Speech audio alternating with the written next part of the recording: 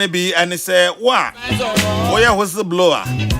Na enam o whistle blow ya no so ye be kwa akwachi illegal activity bia no. Gold no aye beje na sika be free mu aba no 10%. Say ya gold ni sika bo mu a ye be ma gold no 10%. Sika no so 10%. Allah, ejuma pa o. Ejuma papa no. Able kuma north and matters are rising. Sans me na menim penifo ibabedi ehon komo anopay ma menko studio 2 na mene omo enhyasie. Aluta continua.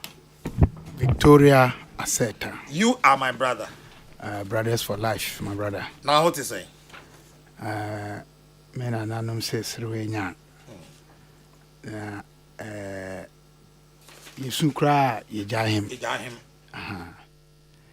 Enye better sa but yedi asida be manyame woni nyina mu.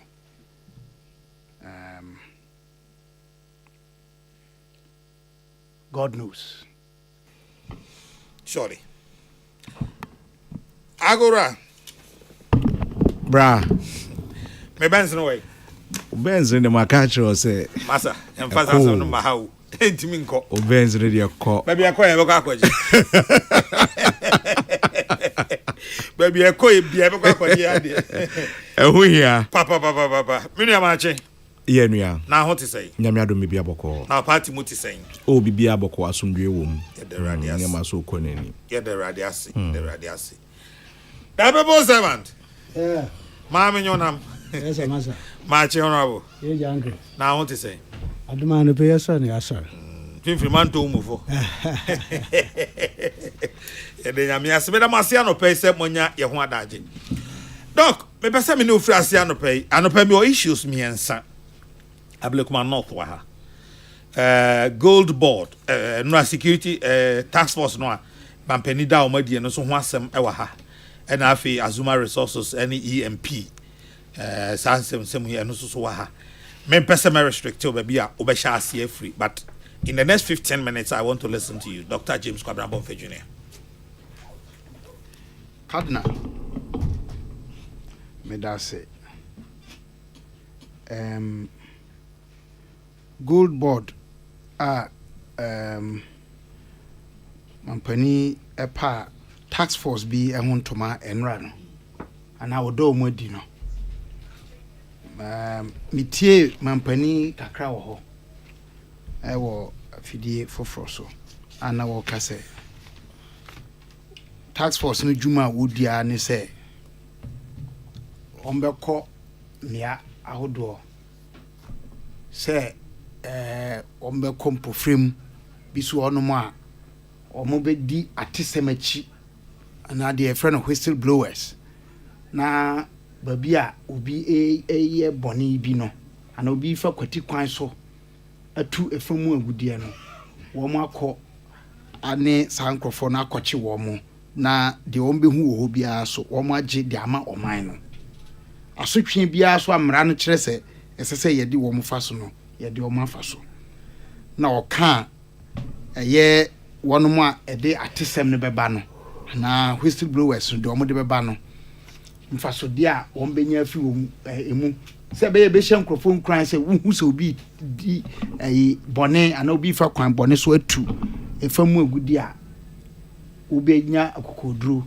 ede ayi omampe aban aso eye anase wonom a yapa wonom yi wayi omo asutre me fi se ya sempapa na minyaya nka mampani kaka ho se omanfo na ankasa no aye ma ho kwan ema ye de ye ho kɔ fore efamu agudi a ye di ntanchia anase ye chim mra no ede koye sade no ye nsacha ya dwen na obi bia so a oye sade no omanfo ye manu hu se ade na wo ye no e ya de eto omanase oman ba ye wo hwe ya mamra no mu a article 41 odanadi tu hu ache oman ho do nokredie ahofama se utua woto afen so wo bo ban ahwe se protocol mu stewardship sɛ nneɛma nyame de akyɛ yɛn no yɛbɛyɛ ahwɛsofo dwuma a yɛbɛyɛ ne yie saa nneɛma nyinaa di eboa na ma yɛ nipa yɛ ana yɛ Ghana ayifo yɛ no ewie pɛyɔ nti ɛno so ho hia sɛ yɛbɛtintim mu hɔ no paa na mɛkamfo ama Ghana man nyinaa sɛ wei nkyerɛ sɛ ɛnam sɛ incentives bi ɛbata ho nti mehu sɛ menua akɔ Ghana na sɛ minister ɔyɛ bibi koraa na mafa telephone krr nana ya kase yɛsɛ woka tax force no ho mahu sɛ ayi akɔ Ghana ayi sinia akɔ Ghana ne sinia ayi kwamna danka mahu sɛ ɔmo yɛ bibi wɔ ha dabi ma yɛnyɛ ne saa ɛsɛ sɛ bibi so bata ho sɛ wo obekwa koyɛ saa de no a enye nokorɛ na yebehunu akyire sɛ enye nokorɛ no asotwe ɛwɔ hɔ edema enti de meka fa ɛno ho no na masrɛ mampani sɛ maka wo happen meka biom efamu agudi a amanfo bebree fa kwan bɔne so tu no ade ba ko a edi mu tintima pa yɛ emra na ɛhyɛ sɛ yehu famu agudi a eni wɔ obi a ɛwɔ ma ɔman Ghana na ye mampani eno wotumi sɛ okuta saade no ɛwɔ ɔman ne din mu na de opɛ bia no obetumi ahye sɛ yɛnkɔ ne yɛnkɔ fa saasase no anase babi ansuo no da no ne entu saade no samra ne sɛ yesesa no efisɛ samra no usua na wo kan wɔn mo enim de ɛkyɛn yɛn yɔbenfo LK agbosunom wɔn mo hwehwɛ mu wɔn yɛ 1980 ɛfa ayi asasesɛm ɛne agudie ho ayi na ɛkyɛ sɛ samra na ankasa no ɛyɛ wɔn mo ɛbɛhyɛ yɛ so kwambɔne so ɛna de samra ne ba yɛ sɛ ɔmo pɛ sɛ ɔmo bɛfa yɛn saase 1896-97 yampene so the land crown land bill a etugu yɛ nti ɛna ɔmo yɛ sɛ neɛ adeɛ bi a ɔmo bɛhu no ofan biara no gye sɛ mo gye tumi wɔ ɔman no hɔ ansa na mo akɔakɔyɛ ɛna didi mu a yɛbɛka sɛ agudie no kɔ obɛhu no ɛyɛ ɔman no dea na kyɛ sɛ wɔn mo a ɛte so no ɔmo ni kyɛfa biara wom saa mmara no ɛsɛ sɛ yɛsesa no na wɔnom asase ne wɔ ɔmo dea ɔmo nananom dea ɔmo abusua dea ne yɛkɔhu saa deɛ no yɛmma ɔmo kyɛfa bi wom mi de minyaeɛ a ɔha mo nkyɛmu bɛyɛ sɛ aduonu anaasɛ aduonu num na ayimansin anaasɛ mantam so afɔ na ɛwɔ hɔnom nso yɛmma ɔmo ɛfa bi sɛ yɛdu num o ansa na deɛ aka no yɛaka sɛ ebi aduosia ɔha mo nkyɛmu aduosia no ɛnyɛ ɔman no dea ɛfiri sɛ yɛkɔ kotu saa deɛ no a ne ene bɔne ebefi mu aba bia enka bi ebefi mu aba bia omu enwuma ebesɛ igbo mu bia no ɛyɛ omu nko a enye omamu no nyina even though say by extension no ebeka omamu no nyina no emu twen kakra enti wɔnom a ɛde ɛyɛ wɔn mo de ankasa no ɛsɛ sɛ yɛ wɔn mo saa kyɛfa bi enti masrɛ mampani article 2576 any mineral and mining act no act 703 2006 yɛm sɛ yɛ amendments kakra bi wom section 1 I this had to me no Emma a jiffrey one I one my young dia no sem no yan hwɛ hɔ no kakramaka mesrɛ mampani sɛ wɔn mo nhwɛ hɔ no bio meka no wi ana maka sɛ yan force anya yo the problem I wɔ Ghana have no pa o my Ghana mu ɛyɛ enforcement deficit emra de will be na sɛ yɛ de mra no bɛyɛ adwuma no ɛno ɛna yɛ ana atosin enti ɛno me de bɛtwere hɔ no na makɔ Azuma and EMP mitie owura na woni ne kasa o ha no pay no wo so de John Amoa ana de there be the John Mason yeah. Mason ana wo see EMP for so wo mun kasa no mo statement o mo issue no ye enough yeah nema bi daddy enema epie mu ba ko ene se business ayeye no wo anase dwadie ho nkitahudi no san kra na yesi ye no wo mamu ha ne kwan a ye fa so ye no periperi ye wo ya nkrankran ne fa bi no wo mu nyina gitum se em se ebi da so wo arbitration ase nibia nkomo na oni omudi no ne fa bi yeah sure anase ne kese em se ne pompo so na nkasa wo court arbitration yeah arbitration e wo court na asama e wo court wa afanu no nyina gitum oyi court or arbitration I yes a court wa nesa say yesi asem no yedi ni esie they are not the same. They are not the same but in a for lack of a better word no na American but arbitration yesi me da say minister yesiesi a kyese manso wo ho ma menka ne saa na masem ne nya tia manso wo ho no nti no asem a manso wo ho de menyaya enka wo mbe twen so ama manso no yaka manasi ansana anamo bi wo no mo yetu but business for so be ka cho say edwa so de wudi a hebreda ho ne ade na ne nyina mu no nsem bi no apie mu a giare din abam giare din eba mu ne say say Azuma Resources Limited no omo de ka bi na saka no anye bia wo matua na hwan ne tua ye na sen na omu si tua no na omu tua wie ye no akosi sen wo mu ho kwan se wo mutimi ye omu adwuma se de no omu si ye na de to so bio ene se giare ho ankasa no mining companies ne international multinational companies one mo edi dwuma no enye de edi kan ni ayate se wo mu de ka ewo eto ensemu sai na giare etmi wo mu di sa dwuma no eye no kre se eto da wo mutimi ekokodi esiesie ma ka no kra ye teso e ma ne ba fom na wo ma kotua na saying University of Professional Studies Accra UPSA Faculty of Accounting and Finance international conference bia Professor Isaac Bodinum na edi animu omo ema yehunu se ye wo akwanua saso a sabi sika eto a ye gigie efra ye nsase ebi kra wono a ye nye kra ebi so wono a ye bodin se to na sese obi betua ye be wi ase ne ye fa kuntuna se ama kano ya bo atu agu anasa ya teso ama womo akotua efra ketewa bi a edi oman no nya enti ye nsem asese oman mu no nyina ye dwene ho ni titru ene wonom a ya pa wonom se tumi abedi mu nsem monhwe se esikasam tutuye no eto sem ni nyina bekoye GRA commissioners ene wonom a eka ho nyina Ministry of Finance any parliament our oversight responsibility na ni nyina nko wiase no mampani ankasa tumi kuta se obedi anim ama yaye ne saa na saa companies here wo hai na na eto da obeti snit contributions workers e wo honmo wo ma ye fa won mu di dwuma no aso omo snit contributions etua na snit so say na osi di a kirefa ansa na won ma di dwuma wo no anaso mu ya dwuma wo honmo no wo mo ankasa so eto da ya na ye din a chedodo ye say ye yuti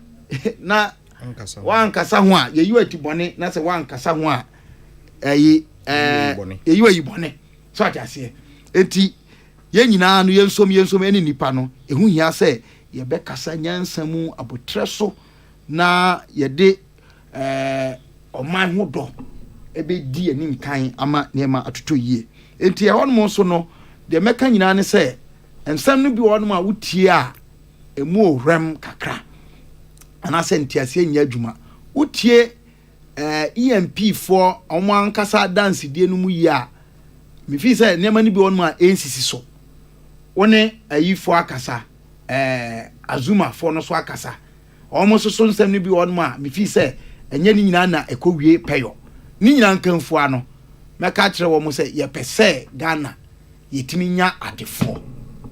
We need to be deliberate about creating wealth and wealthy people. Namum, not at the expense of the laws of our country and not in breach of due process. You can't say, "Oh, my muhanmo, yes, say, ye nya adefo a ma ye mfa kwati kwan so." Ye num kra say bi ye nu ba bia ye so ani ye sore no. Na yetimi ti say obi osika fin o. Enye sika bia na edi akire.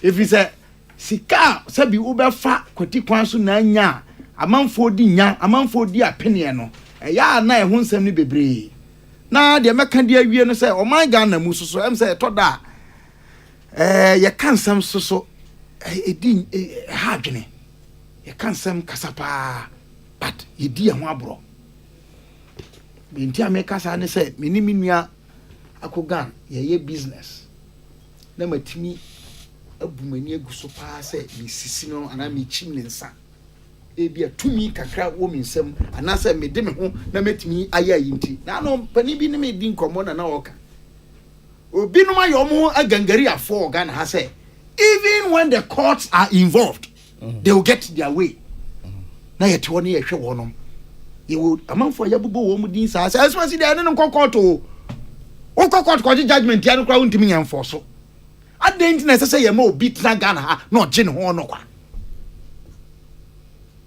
mesre he kana nyame wosoro ohwe nyina na me pani bi asem ada bia o ka kire me o se da chi bi di asem se ya asase su ha o se ya otwa bia mpon nanimu se ye di asem na da chi ye di asem na o de enye de and I've always been guided by that mesre se ye nyina no ye nsusuma pesemen kuminya ni asisie ni ahonya ahope ensusu ni anim frankese na ya na sade no ena na wantwi ba na de otan oman enkan ko anase oman ye yo no ejina se dodo a atentene ni di wo mani kan o kan mebusam etidu enan nchichemu aduasan nan na o say righteousness exalts a nation but sin is a reproach to a people sa ahotifo ema ahotisem edi wo mani ma oman no ko yie na mo ye maboni di emu ntini a yes ye beji din na so enche na ye say yanka say ho ti de meka kosi ni say azuma ene EMP asem no ba bia omo twema so no bia no omo mfa no kre enya adwuma na omo mo ho modern say de ye esese da no enkoda ho no na obi biara so ye involved no wo mo nya abotre ma yen kan kosi se de sisi enti media no besi anmo na me nuanom so aka bi mate medase because Chief Justice our call ECOWAS parliament court ECOWAS court any Ghana yan kosi gina ye wo LGBTQI nsem so na ne me pese me ka bi ti e ba round 2 na so ma kan bi afa mate ago bra Kabila 15 minutes pacho osuma 15 minutes sabi medase in fact mesomesha see free EMP saga no eho but I'll start from a different area. Okay. First, your baby say who say adentina adewe aye news. Anka two business entities enya omu issue na omu ka. Why is it news? Aye news because of one person involved. That is Ibrahim Mahama. Like it or not, the picture is being painted. Say Ibrahim Mahama, Ninuya ebedi president no. O chinchim obinsa ede aje ne mine efri ne nsem. That is the unfortunate picture that is being created out there. Aside so ababeye issue because in the first term of his brother onya concession bi ewo hinehini asa concession ye ka say ye ma ne kwan emane ntu ampeni ampa ya ma ne kwan so amane ntu me sure say this will be the two eniema ebema sasemi aba abonten and in the manner in which ye discussing no enti madam wase say mososo maye sa issue we a topic for discussion because Misinia Kabila on the nanko a different topic crowd made the room but at least he's made his point why he wants those other friends and so Nyapatua or the bedroom. However, in Onewo production team also we found this thing very worthy and it is so important that we discuss this issue to just as you have presented it. And Nuntino, I am talking as a party executive. Baby a hear me no ɛne nkyerɛkyerɛ a ɛbɛma Ghanafoɔ ehu sɛ asɛm wei ɛnyɛ nnɛba ɛyɛ ɛnura bi a na His Excellency John Dramani Mahama ɛnyɛ president ɛna saa asɛm wei ɛhyɛ aseɛ nti no NDC ɛmbɛm John Dramani Mahama ɛmbɛm ɛyɛ business entity a ɔmo business a ɛnyɛ sɛ ɔman Ghana bibi ɛne yɛde kɔ akwakɔma obi akwakɔyɛ sɛ baabi a yɛwɔ sɛsi ano wanhwɛ yie na sɛ Kabila kora bɛdi president a wanhwɛ yie a ɔntumi ma me appointment cause ɔbɛka sɛ ne yɛ busua ɛwɔ Prempeh College ansa na bi a ɔba bɛdi president ti mintumi ɛnyɛ bi. We shouldn't move into the realms ɛba ne sɛ obi ebusuani ɛyɛ business ɛbɛkɔ affect an entity or a party or an organization. They are two individuals. Baako ɛyɛ politics, baako ɛyɛ business. Na afei yɛmmra asɛm ni mu soso kakra. In fact, according to Ibrahim Mahama Company, Engineers and Planners, 2024, ɛna shareholders omudi omusika akwakɔ share Azuma Mining Company ni mu no. Ɛka sɛ adeɛ wedie bibia mfiri mu emma nti omo de omo pese omo ton wayɛ krado sɛ obɛton a wayɛ krado sɛ obɛtɔ a ye beton e de amawo eniema bi a omo hwɛ ye a emma omo de ton ye ene one gold prices kra no e ba fom enu nti yenye bibia mfiri mu. Secondly, sa mine sa site we no ewo Upper West eben Burkina kakra na insecurity na ewo Burkina no affect yedwuma a yedi ewo ho se sadia we are not interested. Ibrahim Mahama se me Ghana ni ade we se ye mane ye a one Ghana for ebe employ no edoso enunti why don't I buy it? In fact, as at the time Ibrahim Mahama declare say, okay, mesomu no. Omu value the property a year ton. It was estimated at $80 million. However, omu ka say omu ton 80 million, but beton 100 million. And was no problem. Medeka ebeto kaso. Na mato sa ejapade we na yenya mfaso ama oman no mesoso menya ho mfaso ape ejuma ama mmabunu. This company that we are talking about no a Australian company na patch say shareholders no enyom nyina na ebi before how ena secondly so no say obi ton ne concession ana or ton ne japade bi na say onye Ghanania. And listen, and there are a lot of people who invest outside their country even more than their country, especially in our side of the continent. And nuntino so bronisa oko, and I can tell you a lot of mining companies are shutting it down. Our production enkoso bibia enkoso emebunu enye juma enye because there are some companies the livelihood of the whole community is around that mining that is going on. Omo ton niema ewo ho because of sika eba mining no nkrofa omo establish companies ewo ho and other things welders and whatever no ema economy no eboosti. Tise bako eka se ofodia the ripple effect and say nipa bebre wo ho a ekom ebediom papa say onye though it is valued at 80 million mostly 100 million metal. All these things happened in 2024.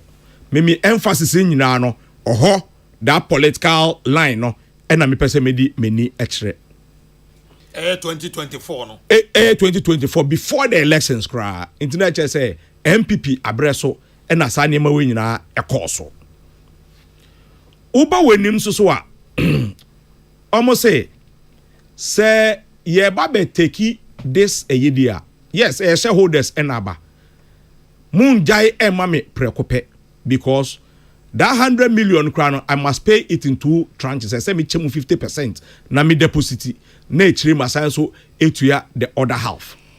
Se sa na be dia na me so no me de nipa mienu ebeka koka mo board ne ho.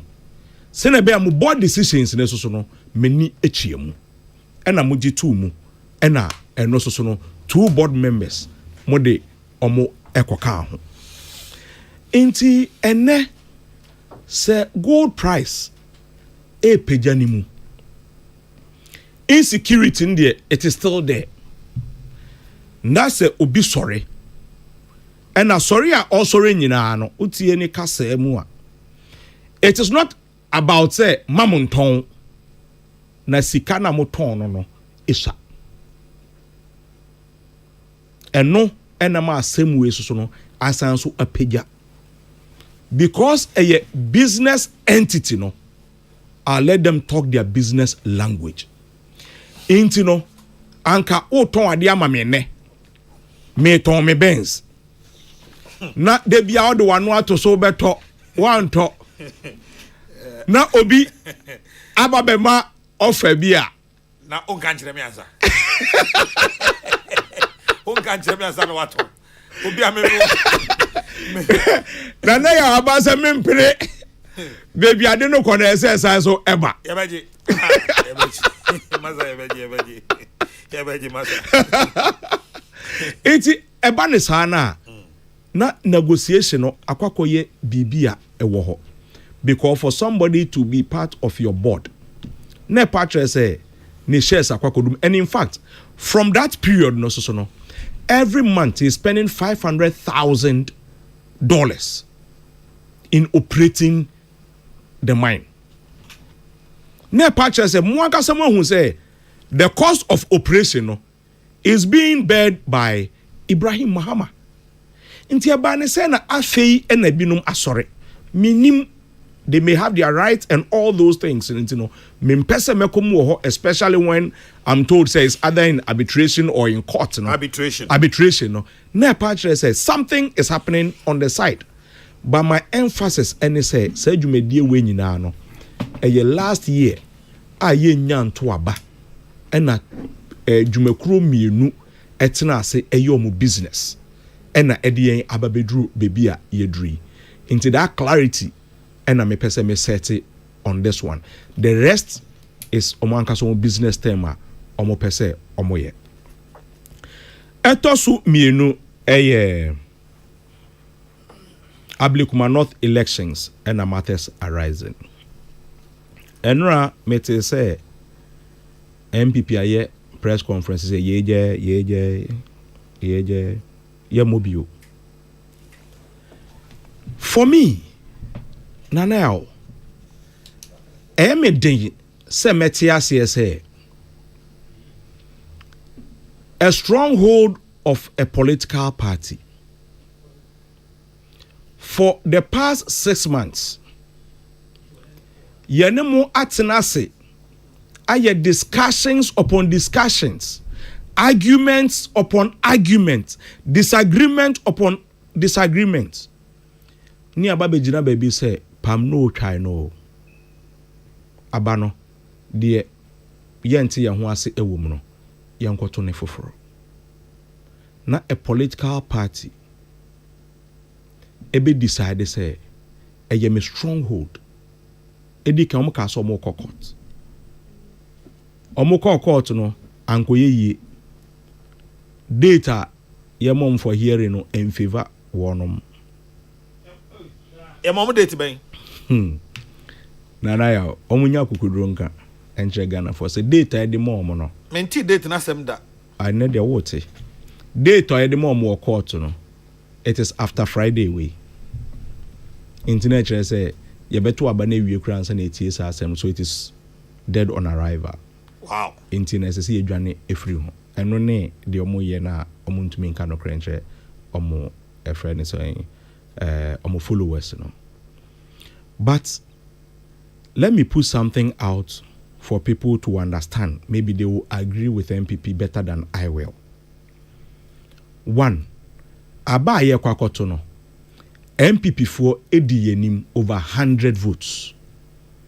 Almost 400, over 400 votes. 400 votes na omoka no.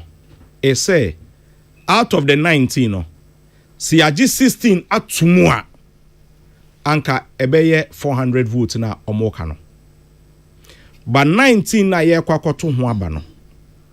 Omudi yenim 100 votes. Patroti de meche na say sanka almost 16 omoka say ye jitum no. Sanki aji atuma enanka yesa 400 no. But 19 ye kwakoto omudi yenim 100 votes. That 400 figure na omoka no should also tell you something. Say 19 votes, 19 polling stations aye kwakoto aba ewo no. According to omo figures na ye nyina ye di ho eyi no. They won in 16 of the polling stations. Ye winning 6. But we are eager say ye ko back akwakoto aba. 19 no mumu winning 13. Inti anka out of the 19 no 16 eye mumu stronghold. Ye de eye 6 pair. So why will you boycott such an elections? Sure, the Electoral Commission ye and the Electoral Commission anye nyina no.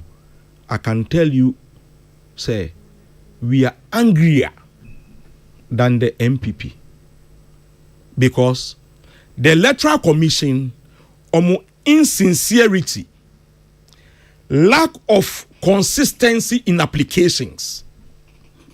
Obia only asem na shase no asem ye shase the confusion started with over 68 polling stations. I got 1 minute. Hey. Why is 6 no crowd that one na bonus amedema on I7. Why 15 na we. Okay. Intino, it started with 68 polling stations. Ye wo ho anoma ba say oh ye nyu tally cards na a friend is saying domi kwabenya ye yusu tally cards ye jitu mu ye say yo yate ye nyu tally card.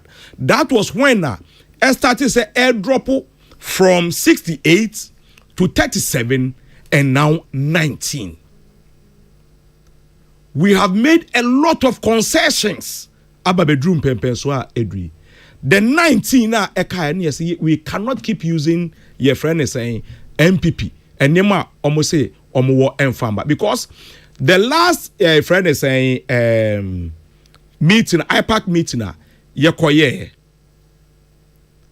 the agreement was say MPP nema mo say mo wa mo de beba no mo pink sheet mo say mo scan ya mo new original enade no mo famra the next day nana ya okese obi anka wo ade e wo dem anase wo laptop so anase mpo wo e wo phone so anka the next day mu dem famra ne enhwe ama it took 2 weeks ansana mo de ade a mo se mo scan it da e wo ho no.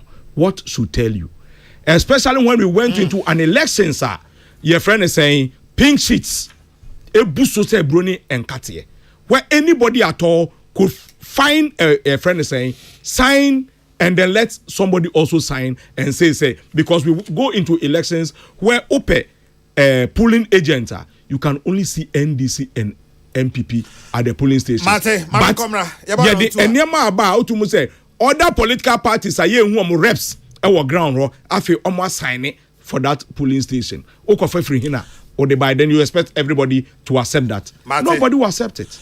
Godwin Akogan, a Deputy National Communication Officer, NDC, on the attending Kane. Now, this one says we bring to the notice of the general public that the University of Mines and Technology, UMAT, Takwa, will hold a professorial inaugural lecture on Thursday, that is tomorrow, July 10, 2025, in the university's auditorium at 2 p.m. The lecture will be delivered by Professor Anthony Simons, a professor of mechanical engineering. Topic: Wonsom, a hexagonal partnership imperative for cultivating future-ready mechanical engineers in Ghana for the 5th industrial revolution and beyond. Wonsom, a hexagonal partnership imperative for cultivating future-ready mechanical engineers in Ghana for the 5th industrial revolution and beyond. Chairman, Professor Richard K. Amankwa, Vice Chancellor, UMAT. The general public is accordingly invited. Enti enkre free UMAT abane se nyame ya adma ochene ya wo ewia no mienu senia ngumasu mu nhyehyɛ etie no obi ebeye professor Saya man kwan ma wo de ne kasa chire di kan tudwa na Professor Anthony Simons our professor of mechanical engineering nyame ya adma ochena eno de saa ne kasa no ebetudwa na asem tu eda so no eno na me boss wo no chena awia no mienu pepepe ene ba so titani ye Professor Richard K. Amankwa wa Vice Chancellor UMAT otonsa frɛ omanfo nyina se betimi aba na obia de nyama beteche na obia ba betie kasa kire no bi ewo UMAT ochena awia no mienu pepepe ewo school auditorium ana Yes, Amaza. but also for 15 minutes Anapema mincho sungukura na minchia wait for pem kan finfirmanto mufu na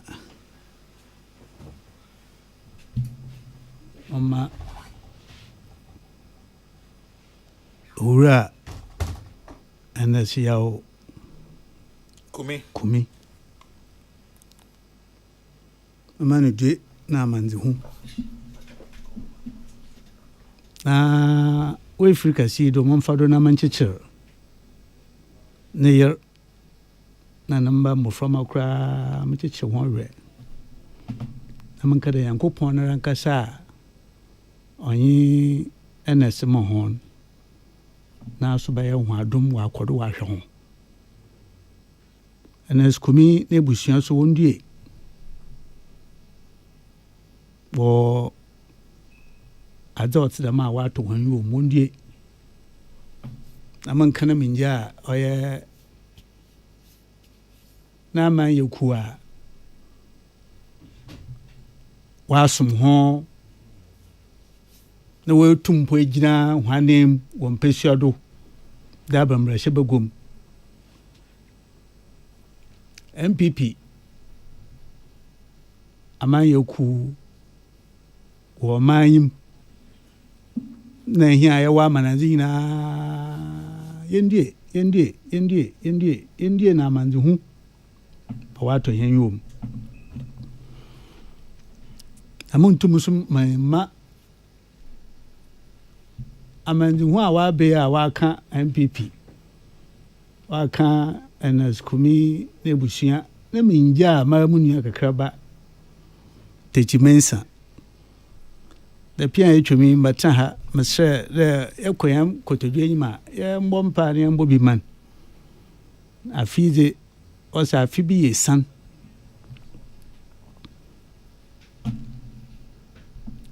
de ye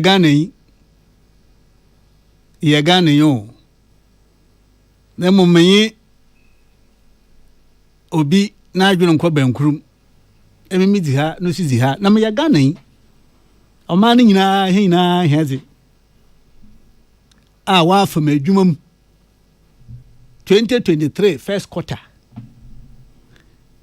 enhu a na man won ya adwen man na wo adwuma no mu mfi awotwa abanse saba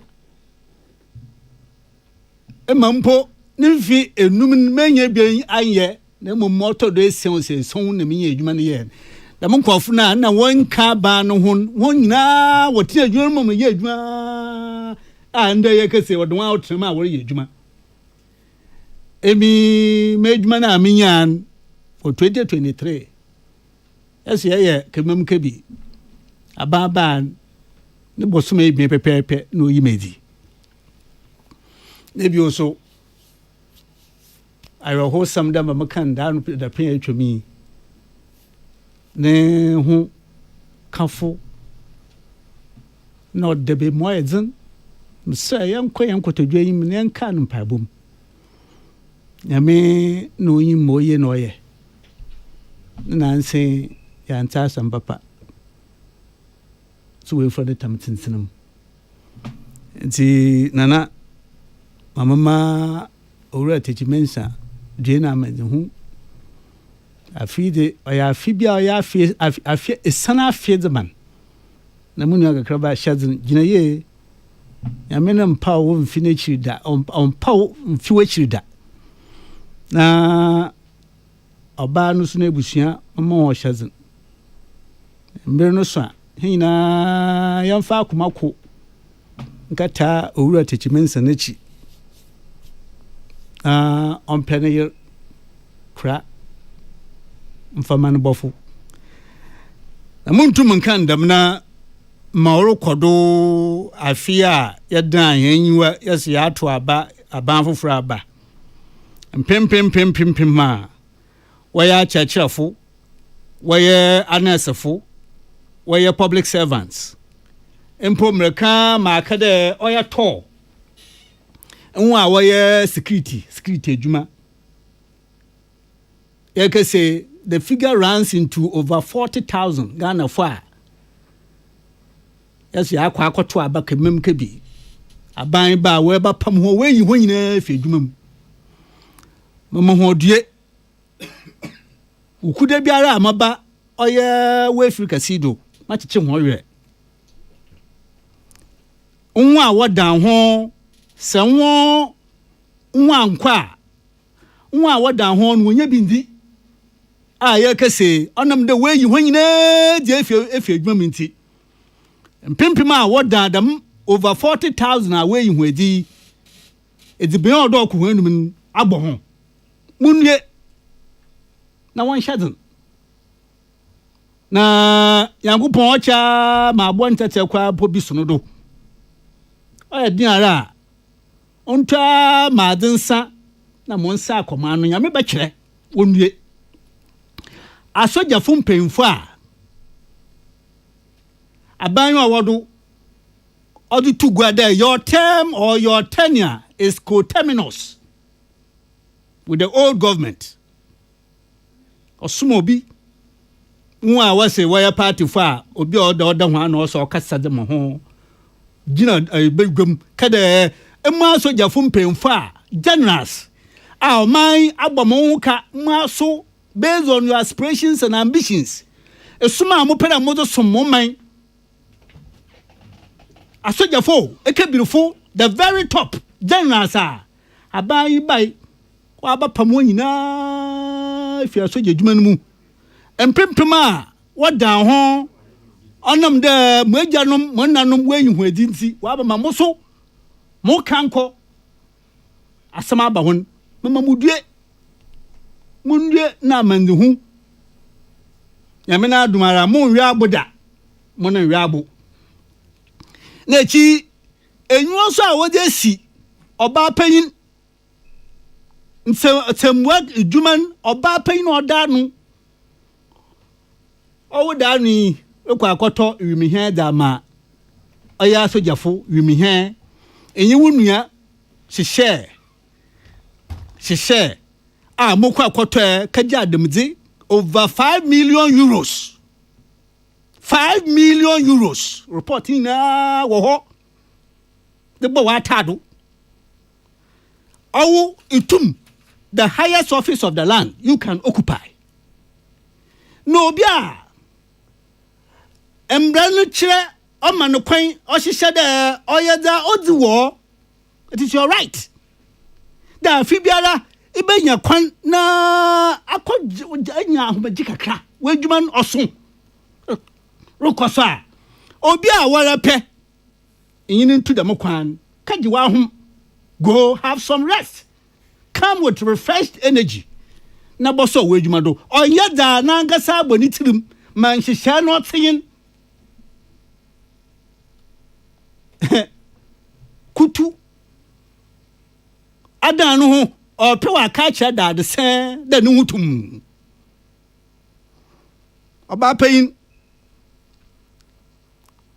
na mo kwan da na wafa do oduku atembuafo wankreka ho nanso yame na adom obokoda bo ho ban a boni biara no nto moroko biara so yɛhwɛ ɔman yanwa de chi apam biara wafa moroko biara enwu a wɔka ho biara a wabɔda bopɔ na ansa na wɔre ba bam na mo wogudu a wɔre yɛ ben sroda onyame ka ho bibiara amaba Africa sido kueku a meche hon makoda ma chichi ho hwe ando ya maka am that ho oyenchia man ka mfa nka time ho sro ka ho papa oyenchia se chobia contribution in year mema 50 minutes why 10 if you call 5 minutes contribution or started 10 minutes after 10 na Kabila David records na wa ha no obia de wa ha 10 minutes after 10 Kabila Kadna around 10 Kadna papa Kadna me me on mechanical Kadna David me on mechanical but time no dey mechanical in your me patch wa mi adwuma aya why 10 minutes over the pay didn't name your 5 minutes it's enyar mechanical ina ka wona adwuma opeja wa da rom enwo me kire na muntum so mankeka yi nwie na fi minja de mechia owu akoku baako dani sane na so sane na no ye do son biako na mamani tinkwa ekoda yesewra de onkoda mana ahoden wo ha cha wa ni sei dam enwo bi kire cha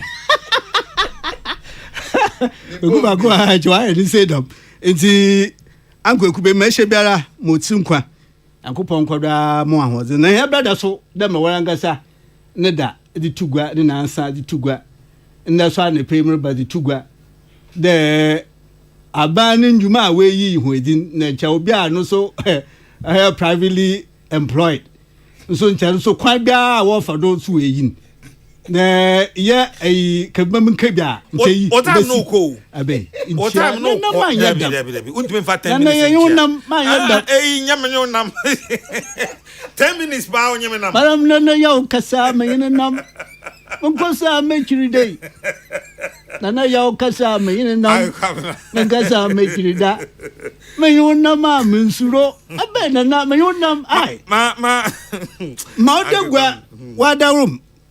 See, a lot. So the birthday. When was that? Yeah, I think 2 days ago. And a lot was before Kokubako. His one was before. Yeah. Before Kokubako. Also 71. 70. A lot is 71. I was 70. Nya Kokubako mo na 71. Kokubako is 71. A lot is 70.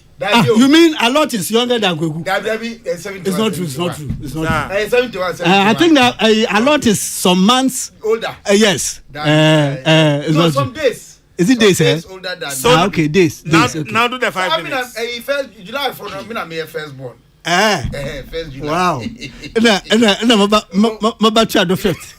Parko child. That's right. Or child fifth. That's right. Okay. So I say July born for Morban. Yeah. Na modegwa and the pay. What's it? Business people the way you want be being a warrior. Is that what we have been told? Yes, sir. Hey.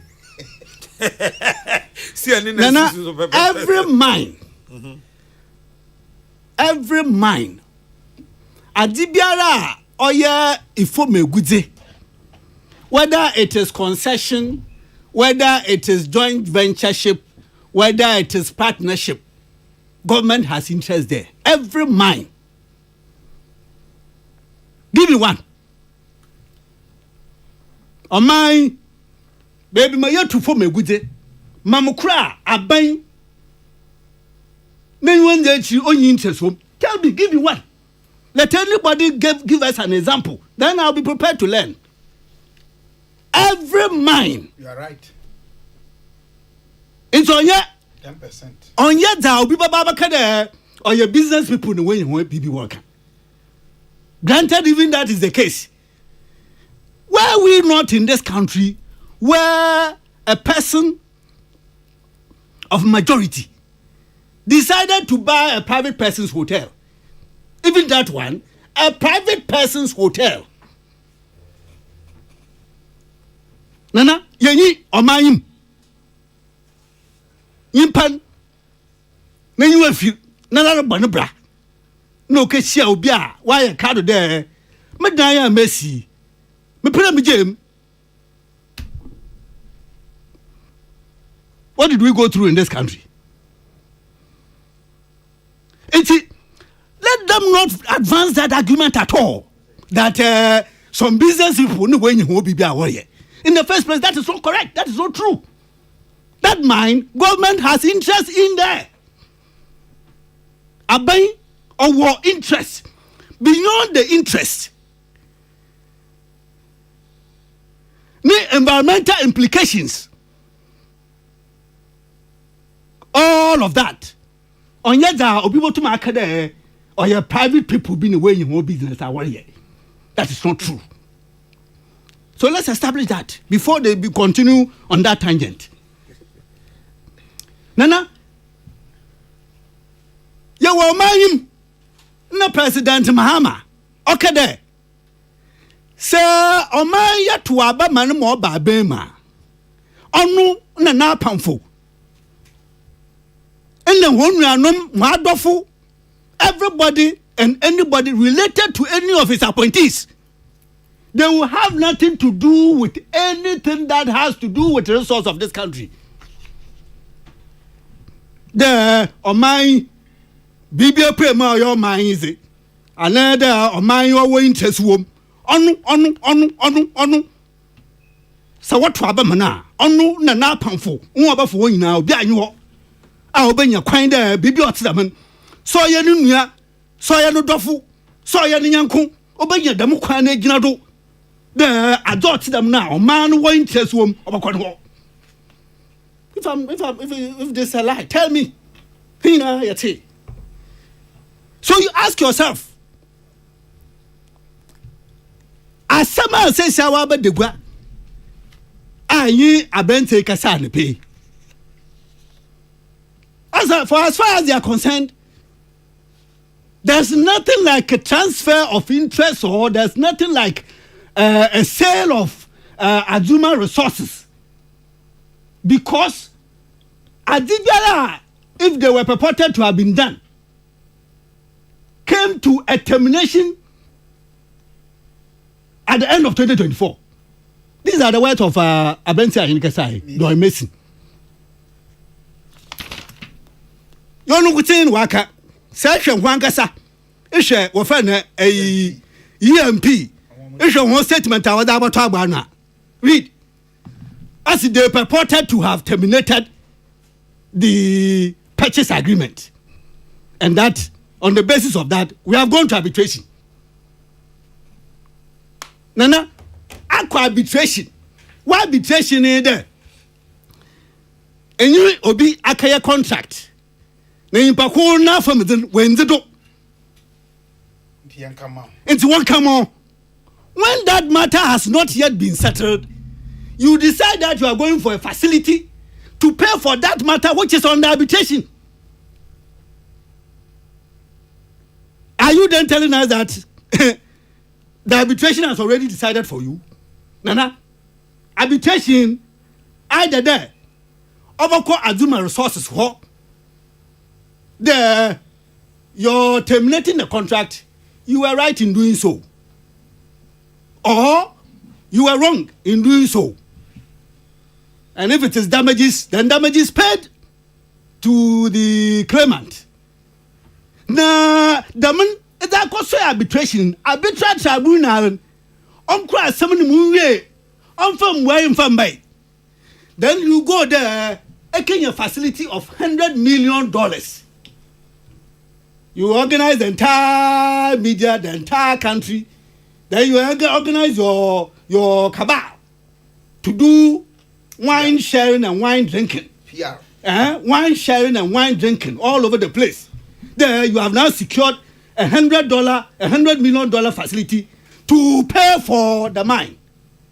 When you yourself, in your statement, here, the statement is here, that you have gone to arbitration.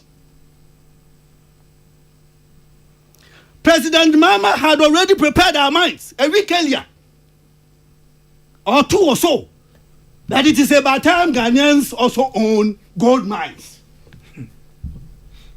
Put the pieces together.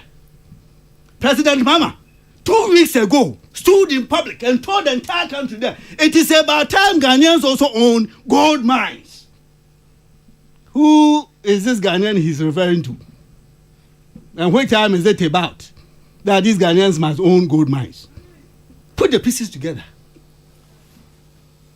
Nana, this is a matter which is developing. I won't. Banana. Hey, the only cardinal. Share. No cardinal. Who cardinal who is next to Pope? What do you mean that? Share. Fancy in your dream. I'm waiting. Watch the Yeah. It's a developing matter. Nana, Mama Faye is on. But let me come to Electoral Commission. Electoral Commission. I just end it here because so yeah, second round. Then the other matters are. Let me. You the one who win second round. Wait, Nana. Electoral Commission. So do Electoral Commission in 2 minutes. I've been so generous. Nana, 2 minutes. Yeah. My confidence in them still hasn't waned. My confidence in Jean Mensah led Electoral Commission, ably assisted by Bossman. 6 other commission members. No, I'm talking about management. Okay. I'm talking about management. Executive heads. Exactly. It still hasn't waned. Now, upon reflection, they themselves are beginning to see that it was a step that was not well thought through. Because Kabila, granted. Where can you point to me? Because you are Electoral Commission associate professor. Ally. Not just ally, because you know the ends of Electoral Commission. You have been part, you know the inside. Can you point to me the law which gives them that power that when an election had already been held and there's a dispute, that it is within the remit of the Electoral Commission to say that the disputed election, we will not allow the court to decide it, but that ourselves will go for a rerun. Otherwise, then, Electoral Commission at any point in time, whether it is presidential, it is as soon as anybody raises any dispute, Electoral Commission then will say that I'll go and do a rerun. Okay. Oh, May I go round two? No, but I haven't landed on this matter. You have to land. Uncle. I will land. No, In fact, Kabila play obey mountain. First year, make sure. First year. Give me the Christmas bonus, the New Year bonus. Put all of that together. I've done. Let him. I've given you 7 minutes. You let me land. So land on this one. Land on this in the next 30 seconds. Now land and I'll go to document. No. Oh, your cousin. Uncle Kwamina. This is the Constitution. Constitution, representation of the people. There's nowhere that empowers the Electoral Commission, a disputed election. And one we decide that we are going to do a rerun. Nowhere. This is the Public Elections Regulations 2020, CR 127. And the ran through. I found it nowhere that a provision has been made. Because, Nana, it is odd. You, myself, we have put up ourselves for a contest. You, as the electoral body, you have come to run it. It is the court. It is the court that is empowered to decide the way forward. It is not the electoral. Otherwise, at any point in time, any corner, once I raise an issue, the Electoral Commission will sit in their offices and say that, look, we are going to do a rerun of these areas. It doesn't happen that way. But having said that, Nana, one release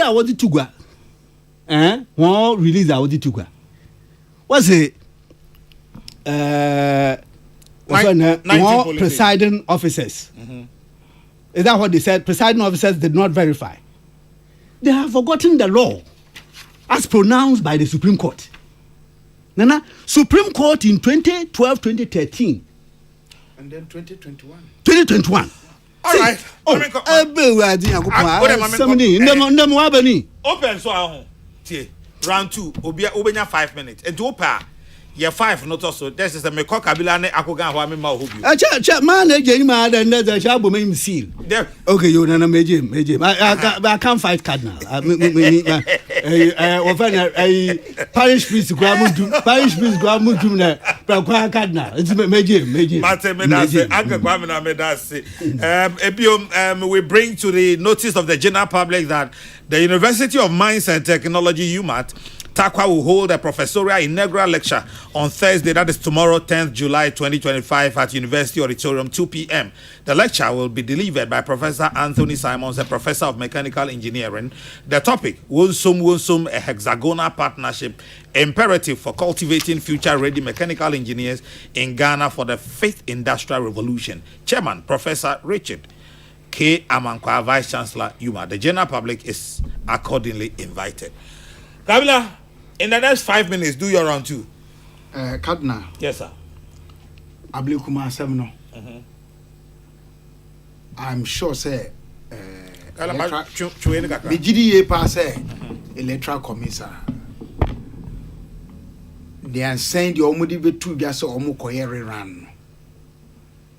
Maka, one sem say, a ye prayer warm, pray warm to satisfy me akoganum, and it.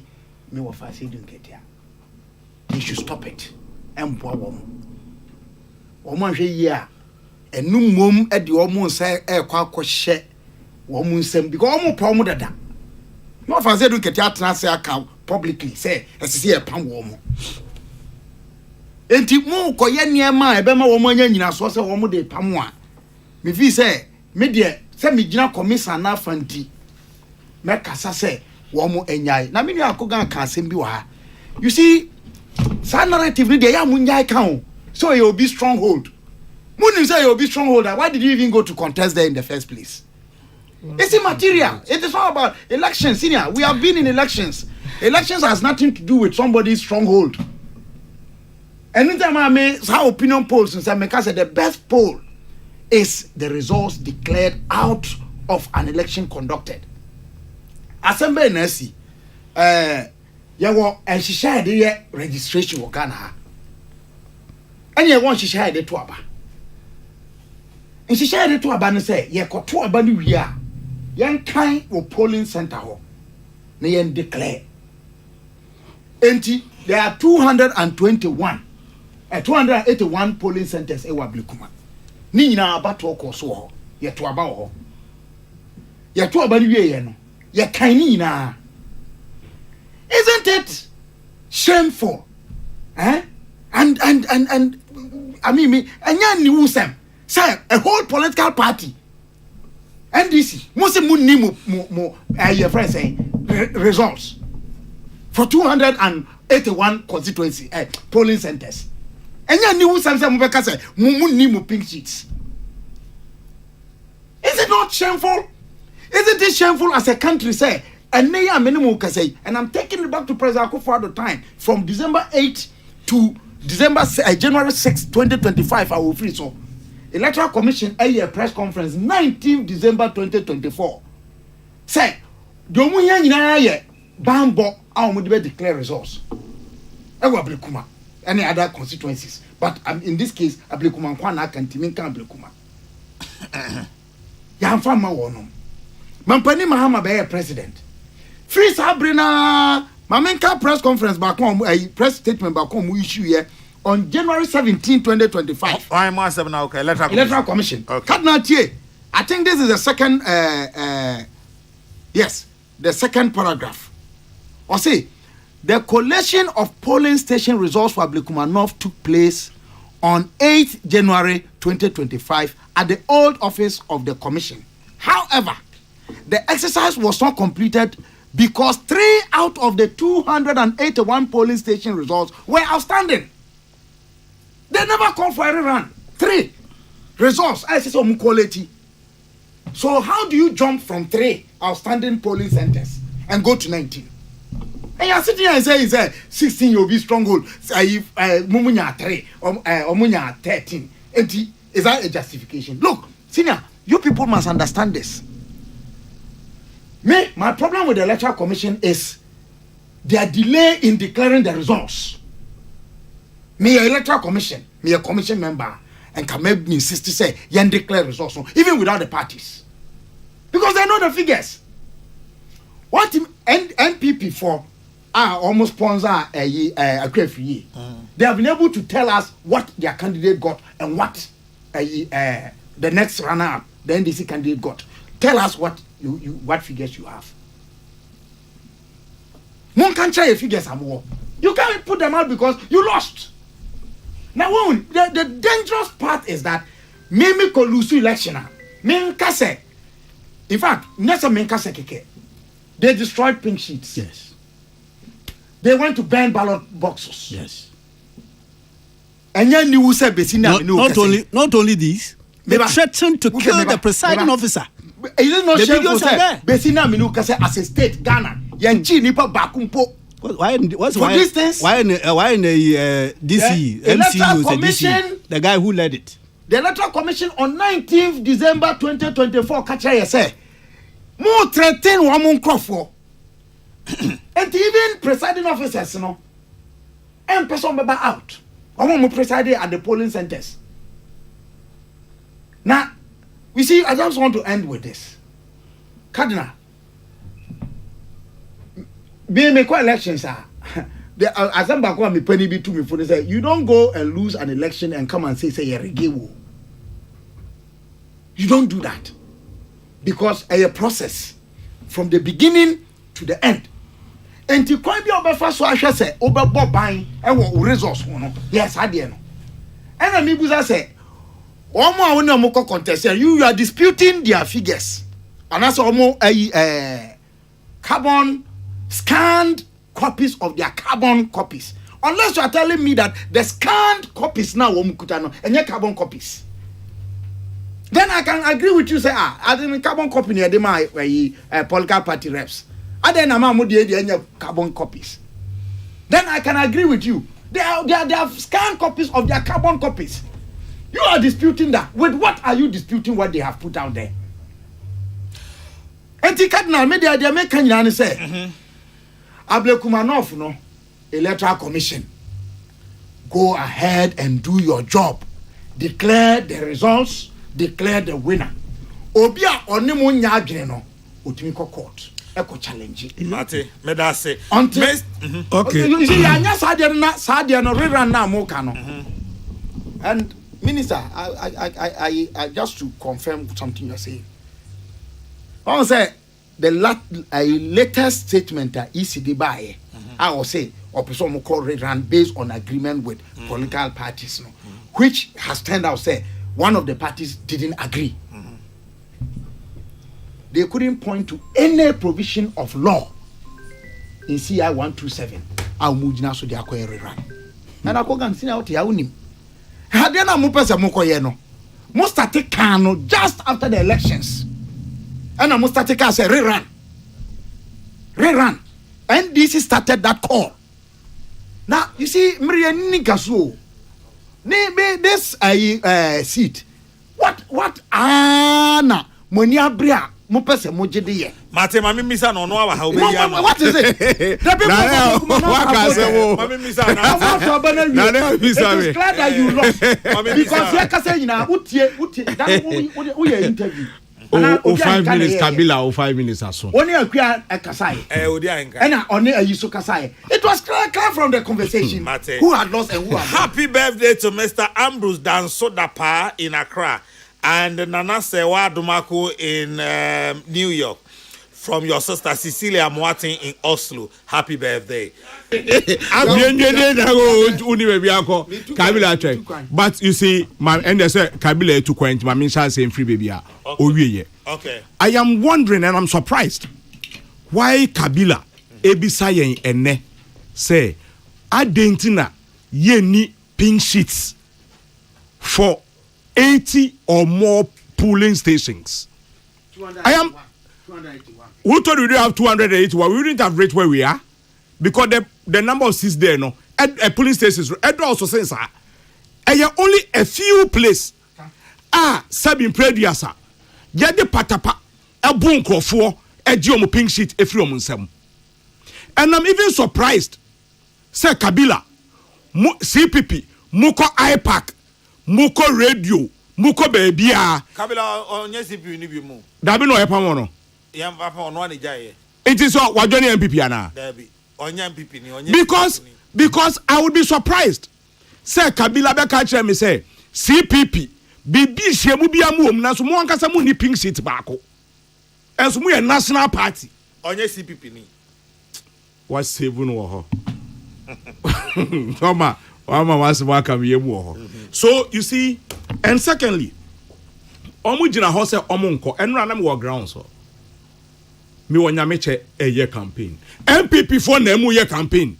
So where is this hypocrisy of ye jai enso mo nkro for our grounds eye campaign? Because they know say that is a seat they don't want to lose. Baby, I want ene, and I say this political party NDC, Afiwe, Ablekuma North, say ye winia, embe ka any difference be amaye. With the number of independent candidates, even MPP form abeka ye we are more than 2/3. We don't need this seat for anything. But for posterity, but for the right things to be done. See, Kabila will criticize the Electoral Commission. I have no qualms because maybe Bahami may praise Electoral Commission anyway. But what can say? Re-election, we started saying it after elections. When could we have said it? Because you have to have confusion here, and you can say Sadia 80 polling stations we. As I say, ye won't rerun. Because yantu aba, and yan kayama confusion ama, obey the aka say a rerun. Secondly, a bisumo eka Electoral Commission, and to me and set a target, and to me and say enquire rerun, or to me and say just a court. When there was confusion in time, court and the car say yanko time and kotonka humanensu. Court and the car. Wasn't it Electoral Commission? What was the difference?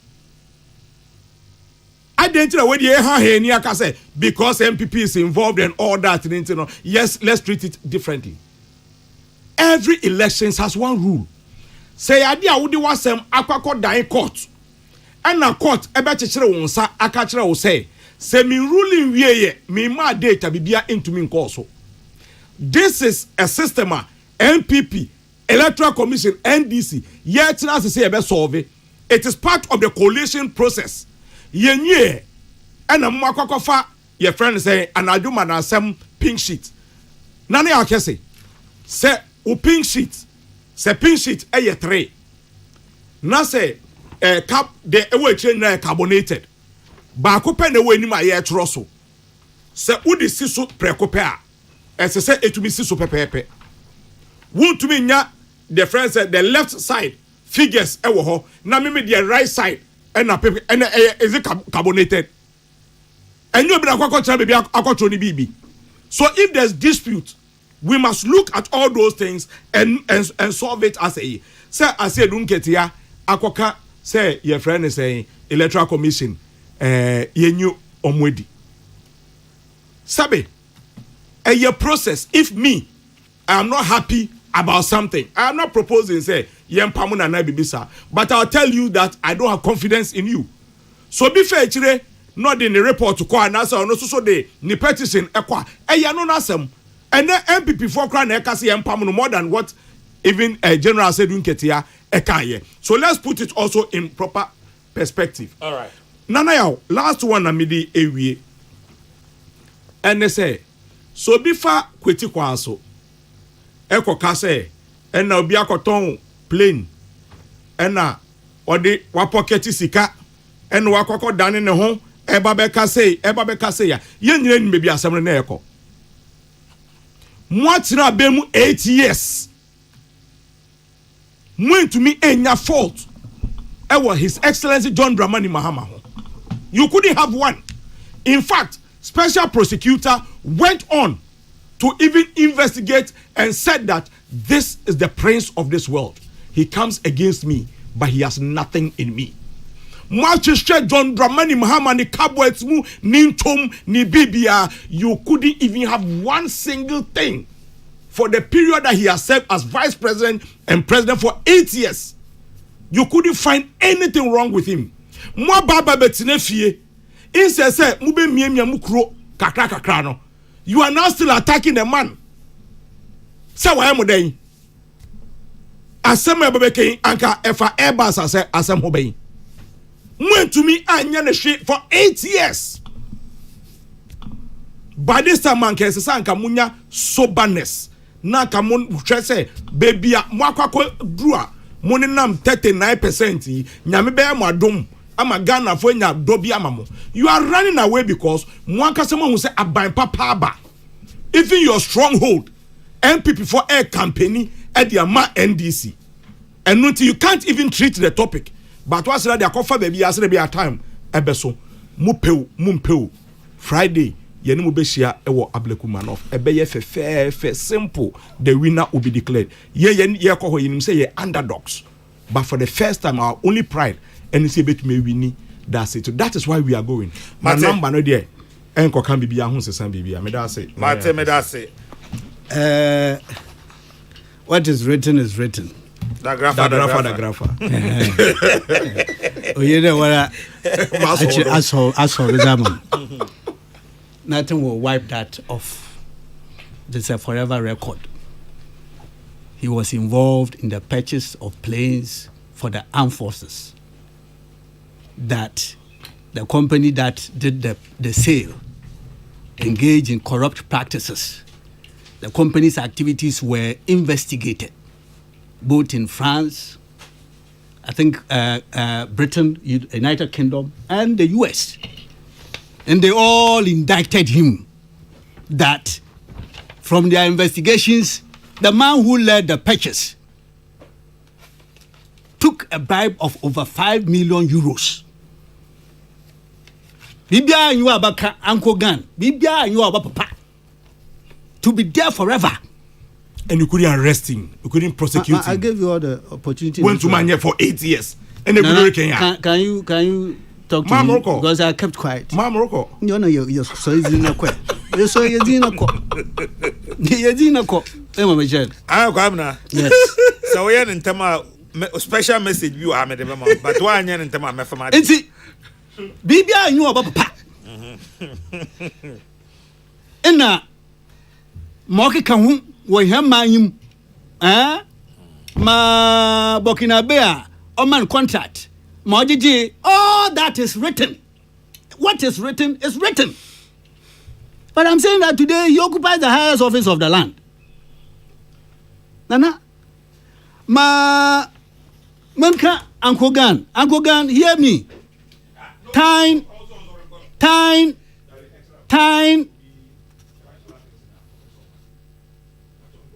Nana hey no and a very true with me jama etifufa na roba Nana Uncle Gan let him be told the history. Time Electoral Commission had not conducted the entire time. There were some polling stations elections had not taken place. And Uncle Gan, you and your party learn the history and learn it well. Electoral Commission, Ablekuma North. Elections took place in all the 281 polling stations. Aban, Yatu, all the 281 polling stations. So when he decides to compare time to Ablekuma North, he's comparing apples with oranges. So Electoral Commission, Nana, okakeye na ejuma wiya. Na se asamaba. The law is that it must go to the proper forum for the proper forum to determine the way forward. The Electoral Commission cannot point us to any law that empowers it that akwakaya ejuma na wiye, akoto abe na wiye. Asamaba is now I sit in my room or in my office to decide there. I got to 19. By what yardstick? By what yardstick? Because this one, evidence must be taken. Evidence must be provided for the appropriate forum to decide there. Per the evidence on record, this is the way forward. How did you come by the 19? How did you come by that? But then that's even beside the point. Let me finish on this matter. What the provision abaha on curbing illegal gold trade. In fact, your topics are heavyweight topics, except that time now say Kasempa Kwame and Kasa. And then also LGBT. After the Amaya Mount, oh, Nana Chafas in Jimmy Mamu, so. Provisions, a BNB Adaba. There's this task force, well, friend, land minister, or setting up. Nana, Mamma came one, what to need some moisa, moisa. Also, Boshe Galamsey, Nanaka nationwide crackdown, Ghana's anti-Galamsey task force. Now, this is the story. The National Anti-Illegal Mining Operations Secretariat, NIMOS, a dedicated and independent task force set up by the Minister of Lands and Natural Resources. Nana, yeah, the NIMOS. No, what is happening here? Nana, your cousin, what is happening? You are leaving me alone. You are making me naked here. NIMOS. Ma minister Nzababadin. Then you go to another story.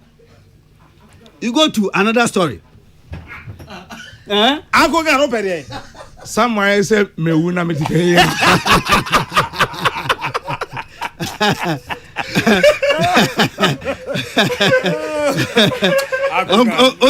Onyam crazy. Okay.